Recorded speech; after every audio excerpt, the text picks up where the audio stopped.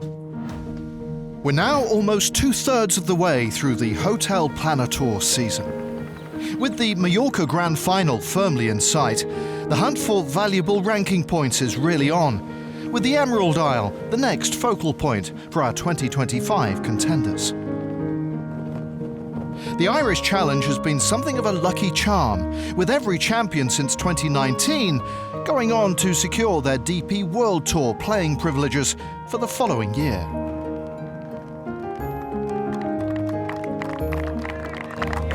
Oh, it's in!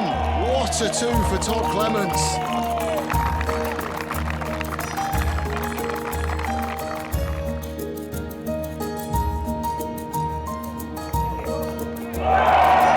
Quite sensational finish from Oihan Guillamoundeguy, and he was the winner of the Irish Challenge in 2024.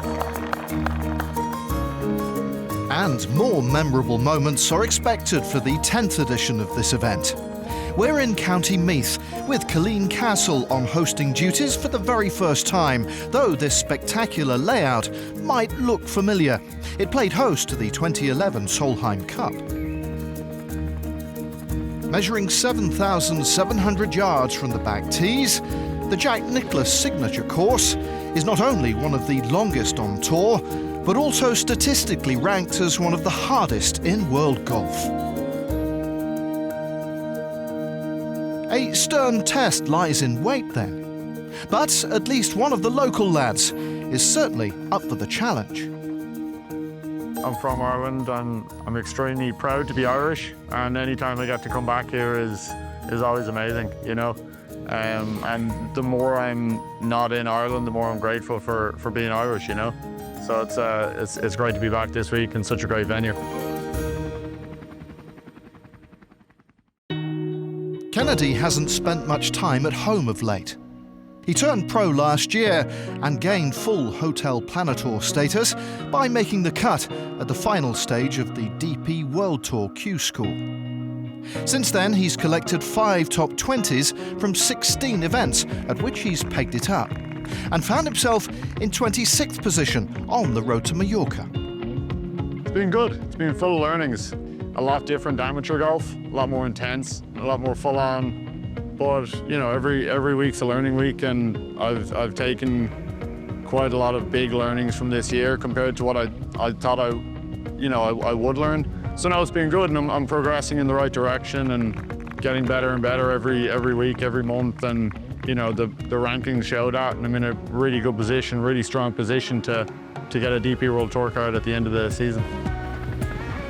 Kennedy's best finish came in late June, pipped to the title in a playoff at the Blur Plate 9, with season campaigner James Morrison eventually hoisting the trophy.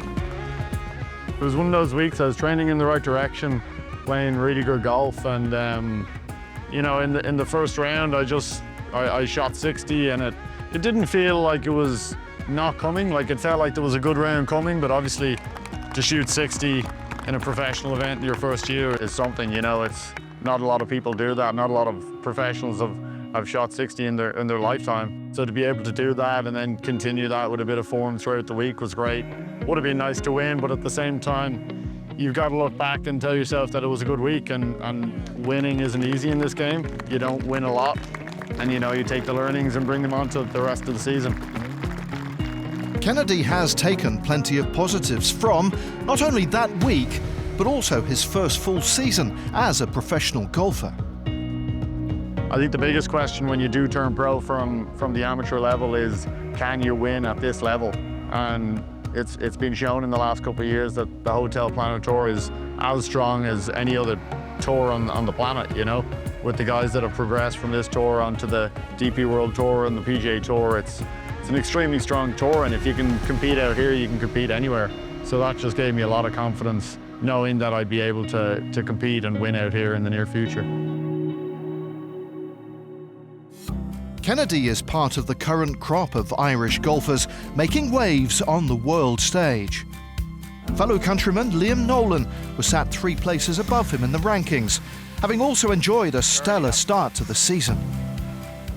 Oh, you got me by a foot.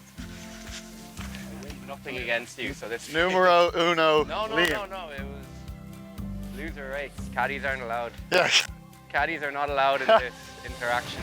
Thank you. So me and Liam got to know each other through like boys golf in Ireland. The first time I met Liam was the Leinster under-18s just down the road. We were playing against each other in the final round and we were tied going down the last hole and Liam held a bunker shot to beat me. So that's the first time I knew Liam and we've kind of been friends ever since and competitors at the same time. We push each other on to do well and his start to the year was phenomenal and definitely pushed me on to be a better golfer. So, you know, we slowly push each other and I think we're progressing in a way where we're going to the top of the game together, you know, and it's kind of cool to have someone along with you on the ride. Such a good pin back here, isn't it? Yeah, it is good. There's no bad pin on this green. Yeah. You just have to hit it up the middle every single time. Same place every time. 5-iron in there was crazy though. Yeah. It's great. I mean, we share houses every week with my caddy and his caddy, and yeah, we just laugh and have fun, play all of our practice rounds together, cook dinner. We both like chefing away in the evenings. So yeah, I mean, it's great to have someone that supports you each week and, you know, they're looking out for you and looking for you to do as good as you can, because it can be a lonely game sometimes, but having a mate like Max is great out here.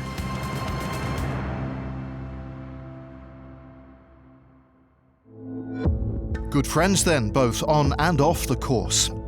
And the duo found themselves on the same side of the draw for Thursday's first round, and just one group apart. Max got his campaign underway at 8:20 on the first. It was a steady start for the Irishman, although he needed to lean heavily on his short game. An impressive up and down here on the fourth, preserving his clean card.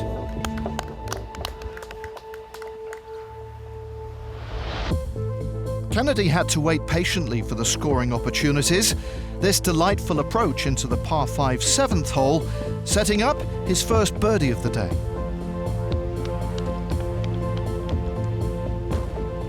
Unfortunately, he gave that shot back at the 9th, turning in level par. Kennedy took advantage of the par 5s and with wedge in hand, set up another birdie here at the 12th.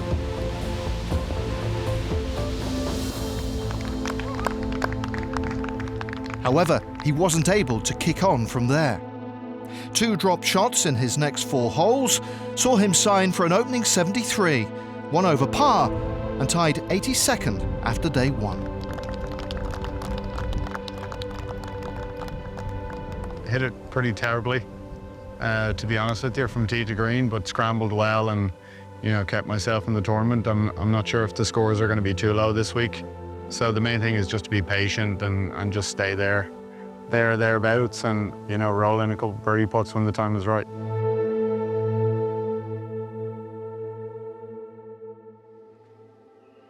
There was surely no better time to start rolling in those putts than in Friday's second round. Kennedy got proceedings underway on the 10th, knowing he'd need something special to guarantee golf over the weekend. A lengthy putt on his opening hole helped lift spirits as he got back to level par for the tournament.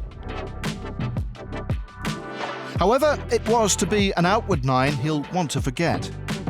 Just one more birdie, but 4 blemishes on the card as he turned in 2 over par. After another bogey on the first, his 10th, he was well outside the cut line at 4 over. He managed to pick up a birdie on the 6th hole and reached the 8th at +3. With 1 over par looking like the target, he hit this tee shot to 8 feet. And then rolled in the birdie putt.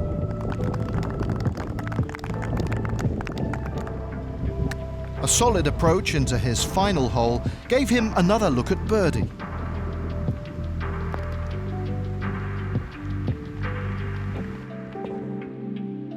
Needing to hole it to make the cut, Kennedy duly obliged. A level par 72 to go with his opening 73. An incredible fight back, making the cut right on the number. Yeah, exhausted, beaten up. The golf course is very tough out there, and I knew if I just stuck in it, my game was good enough in order to, make birdies that I needed to make the cut, and I'm very, very glad that I did that. And it was nice to finish with 3 birdies in the last 4 holes to make the cut.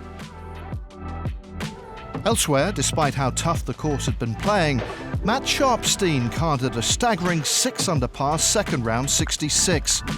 The American surged 31 places up the leaderboard to occupy top spot, 1 shot clear of the chasing pack heading into the weekend. Coming up, it's sport of a different sort in the Emerald Isle. And we'll find out who lifted the silverware at the Irish Challenge. We'll see you after the break.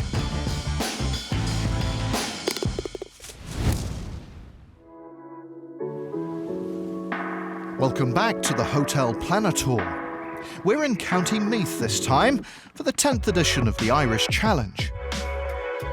Over the first 2 days, Killeen Castle certainly lived up to its fierce reputation as one of the toughest courses in the world. Just 40 golfers battled their way into the red numbers, with Matt Sharpstein leading the charge. But could the American stay on his mettle and hold on to his slender advantage? Kit Alexander was waiting to find out. The Italian Stefano Mazzoli was out in the final group, in trouble on the first, but managed to save his par with this wonderful chip in, a double bogey and a couple of birdies the rest of the way, and he'd signed for a 72. Ronan Clou made bogey at the first, but bounced back in style with this eagle at 2, the second time in 3 days he'd made a 3 at the second. He'd shoot 69 to get to -8. Matt Sharpstein got the shot he dropped at the opening hole back with this birdie at the second, but he'd stumble on the way in with a back nine of 40 for a 75. Jeppe Christian Andersen was charging through the field though, 3 birdies in his first 4 holes, and this super approach would set up a 4th. He was to 9 under and into a 2-shot lead. He turned in 5 under par, and this birdie at the 12th, the par 5, maintained his 2-stroke advantage. He did drop a shot at 14, but bounced back with a birdie on 15 and another at 17. He just slid by at 18, but he tapped in for a 7 under par 65 and a new course record on his 30th birthday. With a 3 under par Saturday 69, Oihan Guillamoundeguy manoeuvred into second place, 3 shots off the pace. By contrast, 36-hole leader Matt Sharpstein struggled to a 75 and slid down the field. Moving day belonged to Andersen though. Starting 2 behind, he finished it 3 clear. I played solid all day, 1 mistake, but plenty of, good stuff. Wedge is close, fairways all the time. It was really good.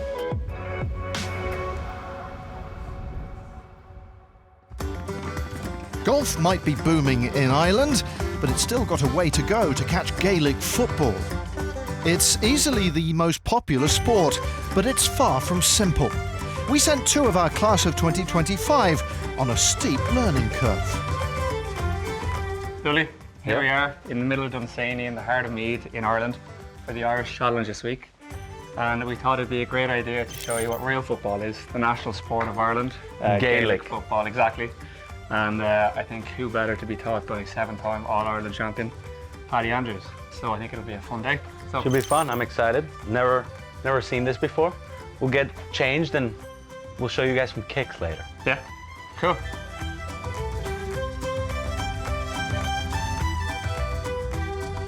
Alex, good morning. Paddy, Nice to meet you. Nice How to are you meet you doing? too. How All are you good, doing? yeah. All good. Julian, very nice to meet How you. are you? Thanks for joining me. Today we're going to go through, like say, some skills around Gaelic football, which is the national sport here in Ireland. We'll put you through your paces. Nothing too strenuous. You'll be okay for the tournament later in the week.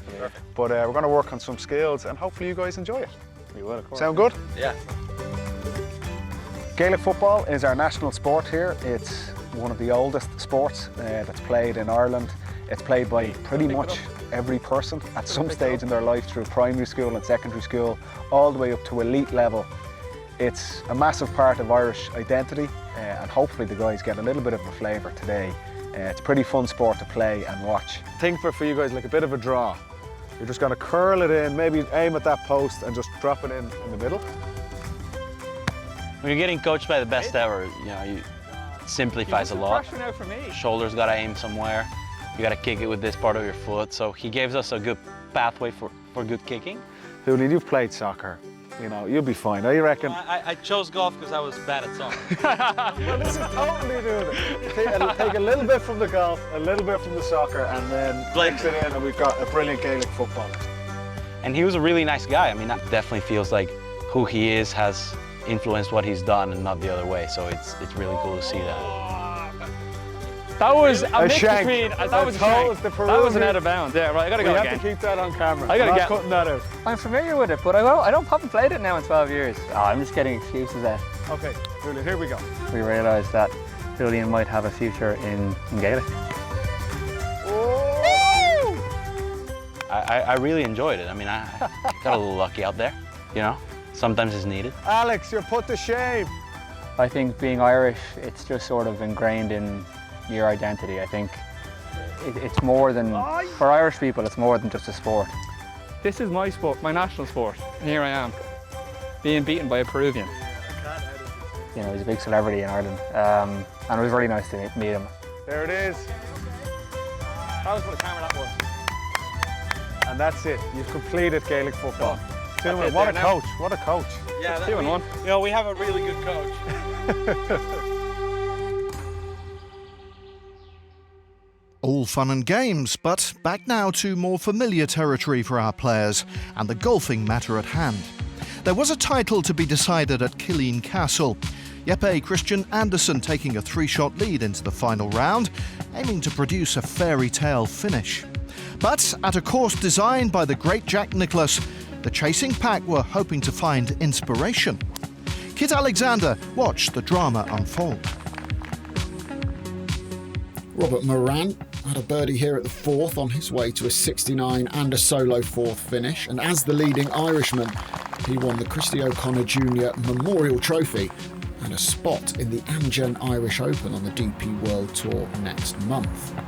Gustav Frimont, the Dane, started the year playing on the PGA Tour Americas, but he made his first cut, the 3rd time of asking this week on the HotelPlanner Tour, and drained this monster.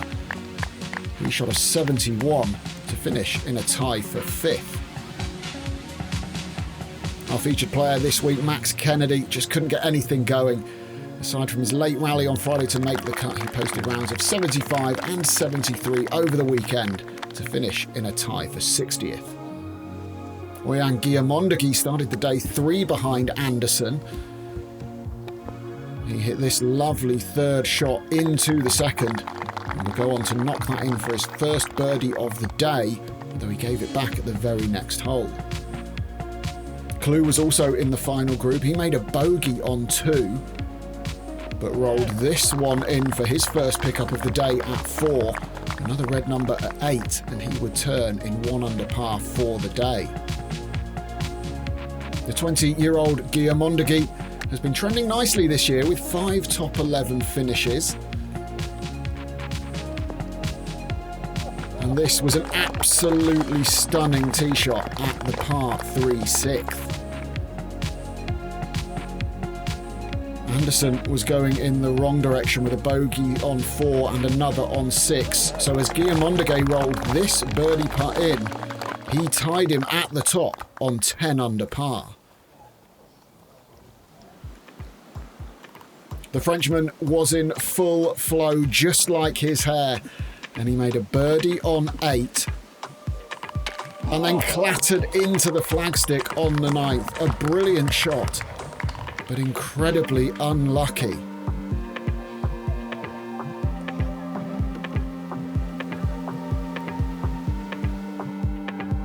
It left him this for birdie. And the golfing gods were smiling on him, because in it went. And that, coupled with a double bogey for Anderson, meant all of a sudden Guillamoundeguy had a 3-shot lead. It had been a day to forget really for Anderson, starting the day 3 clear, now trailing by 4. This birdie was a rare highlight at the 14th, but he also bogeyed 16 and 17 for a Sunday 77 and 3rd place on his own. It was steady and controlled stuff from Guillamoundeguy on the back 9, 7 pars and a bogey on 14. Here at the last, he found himself in a tricky spot by the bunker in 2.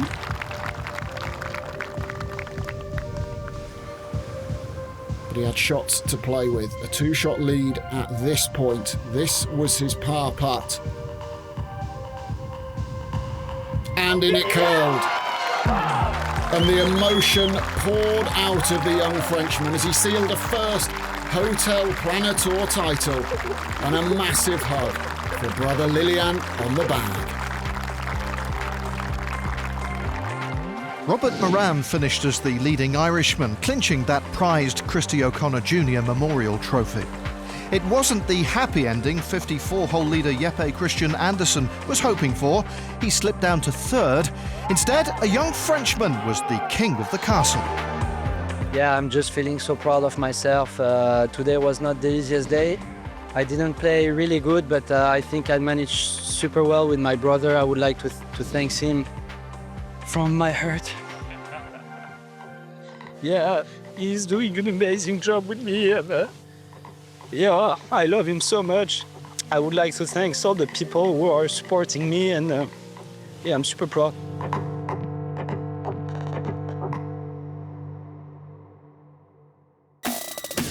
There's no change to the top 5 on the Road to Mallorca rankings. Oihan Guillamoundeguy climbed 9 places up to 6th. Everyone else in the top 10 slid down 1.